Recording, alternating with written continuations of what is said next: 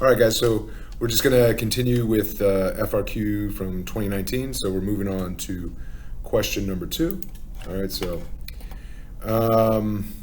let's just break it down real quick. So we got 1, 2, 3, 4, 5, 6, 7. So we got 7. So there's going to be 3 spots that are going to be worth a couple points here. So we got 7 prompts. All right. So let's jump into it. Okay, so it says, answer the following questions relating to the chemistry of halogens. So, they're just going to be talking about different things with halogens in them. So this could start off as, it could be structure, it could be acid base with halogens in them, it could be precipitation reactions, it could be kinetics of reactions that take place with halogens and stuff. So, they could basically break this down into any category because they're just going to be just asking random things about things with halogens in them. So, all right, so let's go into it. So the molecular formulas of the diatomic bromine, chlorine, fluorine, and iodine are written below. Circle the formula molecule that has the longest bond. Justify your choice in terms of atomic structure. So the halogens all have single bonds between them. So fluorine single bonded to fluorine, chlorine single bonded to chlorine, bromine single bonded to bromine, and iodine single bonded to iodine. Iodine is going to have the longest bond because it's just the biggest atom. The radius is the biggest. All right, but let's use our atomic structure to explain that. Oops. So we want to go to the key. And sorry, we got to go to question 2. All right, I2 has the largest bond length. I atoms have more energy levels than the other halogens. This means the distance between the 2 nuclei involved in the bond will be farther apart. All right, so there you go. Let's go back to this question. All right. So a chemistry teacher wants to prepare bromine. So we want elemental bromine, Br2. The teacher has access to the following reactants. Sodium bromide, chlorine, and iodine. So we need bromide to go from Br minus to Br2. That's what we want. So we want this reaction. So we got to understand that this reaction has to be flipped. This reaction has to be flipped. So which one of these would give us the overall most potential? Reduction of chlorine or the reduction of iodine? Well, the reduction of chlorine has a higher potential. So to oxidize bromine, it would be best to react it with chlorine. To oxidize bromide from bromide to bromine, we would want to reduce chlorine. Okay, so the equation that's thermodynamically favored. Now, understand, if we reverse this and we mixed it with iodine, negative 1.07 plus positive 0.53 would give us a negative potential. So it wouldn't be thermodynamically favored. It wouldn't happen. So you don't necessarily have to think of it in terms of this way, but this is going to be a single replacement reaction. So you could think in terms of the activity series. If you think way back to Unit 2, or if you think way back to Chemistry 1. So chlorine can replace bromide, but iodine can't replace bromide, and this is really why. But let's go to the answer key. So basically, we're looking for this double replacement reaction, single replacement reaction. We want to produce bromide. But this would be the equation. The potential would be 0.9 volts. The cell potential is positive, so this reaction is thermodynamically favored. Okay. All right, so let's go on back to it. So then it says bromine and chlorine can react to form BrCl. The boiling point of bromine is 332 Kelvin, whereas the boiling point for BrCl is 278. So this has a lower boiling point, so we know this has the weaker IMFs. Okay, explain this difference in boiling point in terms of all the intermolecular forces present between molecules in each one. So we have to list all the IMFs in Br2 and all the IMFs in BrCl. And we have to explain that the IMFs here are stronger than the IMFs there, and we know that because this has a higher boiling point. All right, so let's see if I executed that correctly. Let's see. All right, so bromine is nonpolar molecule with only London dispersion forces. So I've listed the IMFs of bromine and its only London dispersion. BRCl is polar with London dispersion and dipole-dipole interactions. So we know the London dispersion in bromine is stronger than the combined IMFs in BRCl because it has many more electrons than BRCl2. So why is the London dispersion in bromine stronger than the London dispersion and dipole-dipole in BRCl? Well, this has two bromines, and bromine has a lot more electrons than chlorine, so this molecule is going to be bigger, greater London dispersion. All right, so there we go with that one. Hopefully that helps. All right, so the compound BRCl can decompose into bromine and chlorine as represented by the balanced equation below. A 0.1 mole sample of BRCl is placed in a 2-liter rigid container. So remember, rigid means the volume is going to stay the same, and 2 liters means this. The concentration is half the moles. So we had 0.1 moles, that's really 0.05 moles per liter. So if you were going to make a rice chart, remember you don't plug in moles, you plug in molarity. And since this isn't 1 liter, that's not our molarity, we got to divide by 2. All right, so it says calculate the pressure in the container before the equilibrium is established. So this is just going to be PV equals nRT, and we're solving for P, and we were given moles of the gas. So before this reaction takes place, that's all we have, because none of this has decomposed yet. All right, so let's see how that works. We would just say PV equals nRT, P equals nRT over V. We'd have to know if we're using 0.08206, we're going to get atmospheres. Let me go back and see. Did it say? It didn't say, so you could have used, 760 here instead, and your pressure would be in torr or millimeters of mercury. But when in doubt, I would go with atmospheres and use the 0.08206. So remember that constant is on your formula sheet. Just remember you got to be in Kelvin. And I think they gave you Kelvin. So should be good. And we got to recognize that we have everything there except for the pressure. So plug in and solve. And just make sure you include units. And let's go back to sig figs. 3 sig figs, 3 sig figs, 3 sig figs. So I'm allowed 3. 0.08206 has 4. So again, we're limited to 3. All right. So write the expression for the equilibrium constant KQ. So here's where we got to be careful. We just solved for the pressure. Now we're getting into equilibrium. And a lot of times kids will make the mistake and write KP because, again, we were dealing with pressures initially. And it kind of makes sense. Okay, write the KP expression. But remember, they didn't want KP. They wanted KQ. So that means with bracket notations instead. So we do products over reactants in brackets. Coefficients become exponents. So that would be our KQ expression.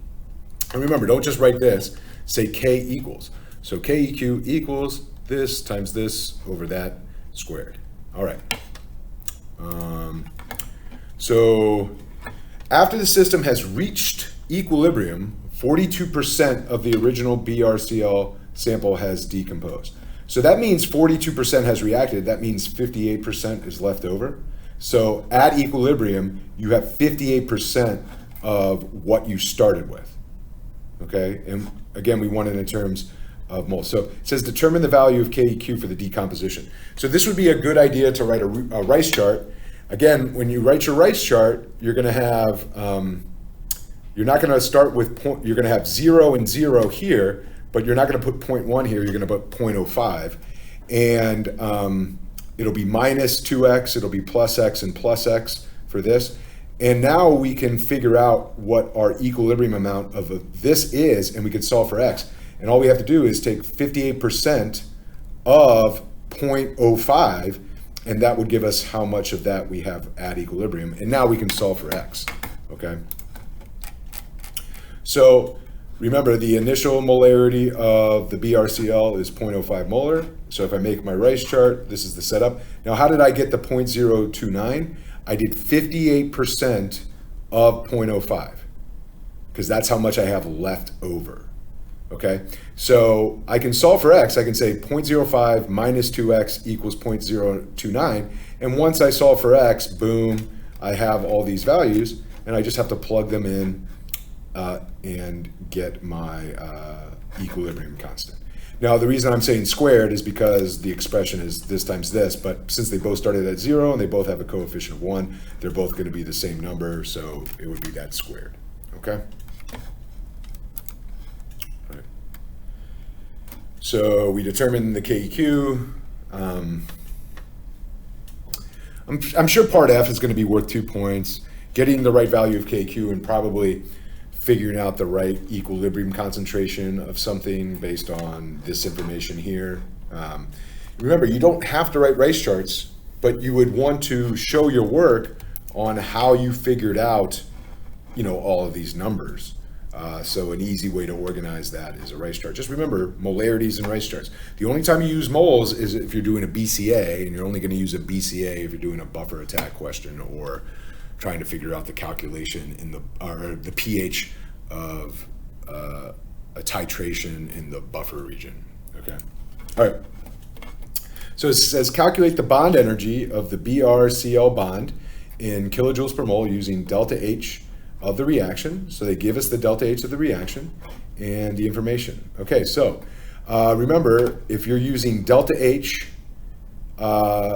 of a reaction and you want to find bond energies, remember it's bonds broken minus bonds formed, so it's reactants minus products. This is the only time you would ever do reactants minus products instead of products minus reactants, the only time. And it's with delta H, never with delta S or delta G or anything like that. It's only delta H, and it's only with bond energies. Every other thing that you're given is products minus reactants. So we got to be careful because we have two of those molecules. So it's 2x is what we're solving for. So we would say 1.6 equals 2x minus the sum of this bond and one of those bonds. So minus the sum of these two. Okay. So let's see how that would work. I would say 1.6 equals 2x minus the sum of our product bonds, and I come up with 219. And it should make sense that the bond is stronger than a Br-Br bond because it's polar. But the reason why it's going to be weaker than a Cl-Cl bond is because the Cl-Cl bond is going to be shorter. So don't be surprised when this polar bond is actually a little bit weaker than this non-polar bond. The main reason that would be, the only factor that would be, is because this is a shorter bond, so the two chlorines are closer to each other, so that increases the attraction, right? Think back to Coulomb's law. All right, so that's question 2. Let's see if we can get in question 3 into this segment as well. All right, so let's count question 3. We got 1, we got 2, we got 3, 4, 5, we got 6, 7, 8, 9. So all of these are one of these questions is gonna be worth 2 points, and the rest are gonna be just 1 point apiece. All right, so we got 9 prompts. All right, so we have a solution of sodium carbonate, 50 milliliters, and we mix it with another solution that we have excess of, calcium nitrate, and they give us the molarity, and we know we're gonna have excess of it, so that's gonna be our excess reactant, causing precipitation. They give us the entire equation, and they tell us what the precipitate is, right? The precipitate is the solid, and we just have to write the net ionic equation. So whenever you have just double replacement formation of a precipitate, if you know what the precipitate is and you want the net ionic, all you have to do is write the formula of the precipitate on this side and work backwards and just say, okay, well, what are the ions that make up this precipitate? Well, it's a calcium ion and it's a carbonate ion. And just make sure that you include the charges when the ions are separated. So here's our net ionic equation, right? When it's acid base, it's a little bit more complicated. So go back and look at your rules, all right? But it would just be calcium ions plus carbonate ions yield calcium carbonate. That would be the net ionic. Notice they said nothing about showing states of matter. So just because they showed the states of matter here doesn't mean you have to. If they said include states of matter, then aqueous, solid. But don't include states of matter if they don't say, all right? Because you could mess up, all right? So part B, the diagram below is incomplete. Draw the species needed to accurately represent the major ionic species remaining in solution at the reaction. So remember, they told us that this was in excess. So calcium, so remember, nitrate's a spectator, sodium's a spectator, so we care. So we're gonna stop precipitation once we run out of one of these. Well, they already told you which one you're gonna run out of. The calcium is the excess, the carbonate is gonna be the limiting. So all the carbonate's gonna end up in the precipitate, but we're gonna still have calcium ions. So you just have to draw a couple calcium ions in here. You could draw 2 if you wanted to, I guess, but yeah. So just make sure you draw a calcium ion in there, and that's all you had to do, all right? All right, the student filters and dries the precipitate of calcium carbonate, molar mass of 100.1 grams per mole, records the data in the table below, all right? Determine the number of moles of sodium carbonate in the original 5 milliliter solution, okay? So all we'd have to do is say, okay, this is our reaction. We get 1 mole of the precipitate for every 1 mole of sodium carbonate. We have the volume of the sodium carbonate, so we just need to figure out how many moles we started with and divide it by that volume in liters, and that would give us the molarity. And it's a 1-to-1 ratio, stoichiometry. They gave us the molar mass. So all we have to do is take the mass of our precipitate, divide it by the molar mass, that'll give us moles, times 1/1 would give us moles of the sodium carbonate, divided by 0.05 liters would give us the molarity. So let's see how that works. So we take our mass of precipitate, divide by the molar mass, 1/1, and then divide by, part C, I went too far. It's asking just the moles, so we don't have to divide by the volume. Sorry about that. So all we would have to do, and like you wouldn't have to show all this, I just used the net ionic equation, but 0.0093 moles of sodium carbonate, okay? The student realizes that the precipitate was not completely dry. What does that mean? It means this 0.93 grams also included water, and claims that as a result, the calculated molarity is too low. Do you agree or disagree? No, you would disagree, because if you overcalculated the mass of the precipitate, then you would overcalculate the moles of the precipitate. That means you would overcalculate the moles of the sodium carbonate, and then more moles of sodium carbonate miscalculated would give you a higher molarity, not a lower molarity. So we're going to disagree with the student there. The precipitate not being dry would result in an overcalculation of the mass of the precipitate, which would lead to an overcalculation of moles of sodium carbonate in the solution, so the molarity would be too high. Alrighty, okay? And then we would go, after the precipitate forms and is filtered, the liquid that passed through the filter is tested to see if it can conduct electricity. Remember, aqueous solutions will conduct electricity if there's ions present, dissolved. And so this solution should obviously still conduct electricity, because the only thing that gets stopped by the filter paper is the solid. All the dissolved ions go through, and so the resulting solution, after you get the precipitate out, still has ions, all the spectator ions and the excess calcium ions. So the solution would still have ions, and it would still be conductive. It wouldn't be as conductive because you have less ions, because some of the ions precipitated out, but it would still conduct electricity. And the reason that is you still have dissolved ions. So let's see. The solution would conduct electricity because ions are still dissolved. Okay, there you go. All right, so let's go to part F. All right, so now the student decides to determine the molarity of the same sodium carbonate solution, so the same solution we started with up in the first part of this question. When sodium carbonate is dissolved in water, we know that carbonate hydrolyzes to the form of hydrogen carbonate, as shown in the following equation. So it's showing carbonate as a weak base, right? Because the carbonate's producing hydroxide in water, all right? And there we go, we get a Kb. The Kb is just the expression of a weak base acting like a base with water. So there we go, and we have the equilibrium constant. The student decides to first determine the concentration of hydroxide in the solution. Then use the result to calculate the initial concentration of carbonate. All right, that makes sense.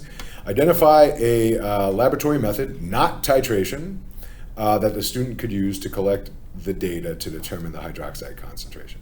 Okay, don't make it difficult. Use a pH meter.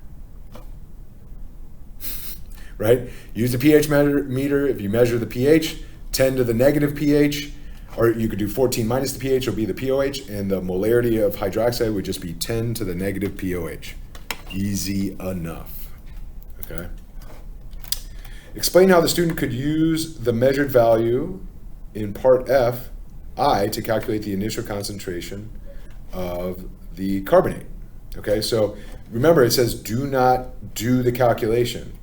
So what you would do is you would have to say the hydroxide concentration is going to equal this concentration, so you have these two numbers to plug in, and you know what that expression is equal to, so your unknown is this. So it's plug in the concentration of hydroxide, which would be the same as the hydrogen carbonate, and solve for your unknown.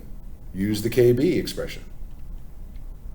Okay, so you would get, this would be, X times, so you would cross multiply.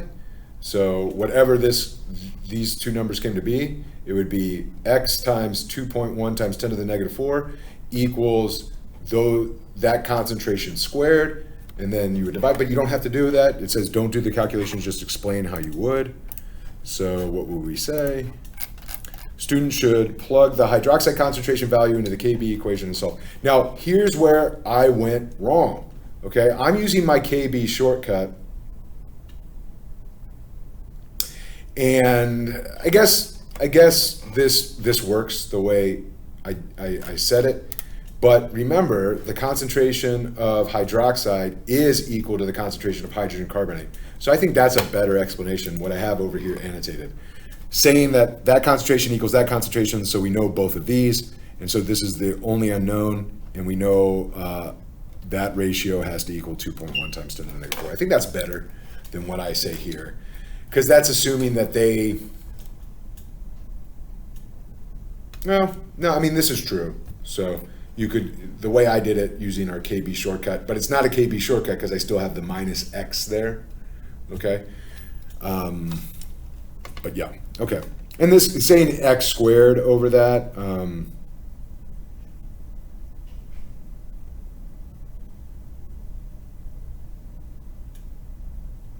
no, wait a minute. Oh, you're solving for the initial concentration, so not the equilibrium concentration. So yeah, you would have to do it this way. KB equals X squared over, and you're solving for this. So once you figure out X, you plug in that number there, you plug in that number there, and you're solving for that. That would be the initial concentration of carbonate. Sorry about that. I wasn't thinking properly. But in my answer key, I was. Just in my video explanation, I wasn't thinking properly. So, all right. So actually, this is the better way. And the reason why they're saying don't actually solve for it is because you would have to graph it and use the quadratic equation or something like that. So remember, you're not going to have to do that, but maybe you'll explain how you'll do it, all right? And then let's go to G. In the original sodium carbonate solution at equilibrium, is the concentration of hydrogen carbonate greater than, less than, or equal to the concentration of carbonate? And you would say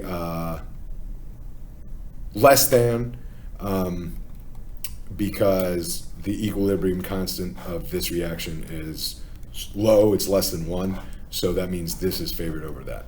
So the equilibrium concentration of the HCO3 minus would be less than the equilibrium concentration of carbonate, because reactants are favored over products. So let's see that one. Less than, the KB of indicates that it is a weak base, so in the equilibrium described below, reactants are favored. Okay. All right. And then the student needs to make a CO3 HCO3 buffer. Is sodium carbonate solution suitable for making a buffer with a pH of 6? Explain why or why not. So remember, a pH of a buffer system is going to be close to the pKa of the acid. So in this buffer system, that's the acid. So if you wanted to say pH is close to pKa, you'd have to figure out the Ka of this acid and take the negative log of that and see what it would be close to. But remember, if pH is close to the pKa, then that means pOH is close to the pKb. So you could do that. So if you want a pH of 6, that means you want a pOH of 8. But if you take the negative log of the Kb, that gives you a pKb of 3.7. So this buffer solution would be close to a pOH of 3.7, but you want a pH close to 8, so this would not be a good buffer system. All right. If you wanted to use the Ka, you remember you could do Kw divided by Kb equals Ka. You get the Ka of the hydrogen carbonate. The pKa is 10.3. So a buffer solution is going to maintain a pH that is close to the value of the pKa. The pKa of this buffer system is close to 10, so that buffer system will not be suitable to make a buffer solution with a pH of 6. Okay. All right. So that's questions 1 through 3 so far in the 2019 multiple choice. We'll be back with another video going through the shorter questions 4 through 7. All right.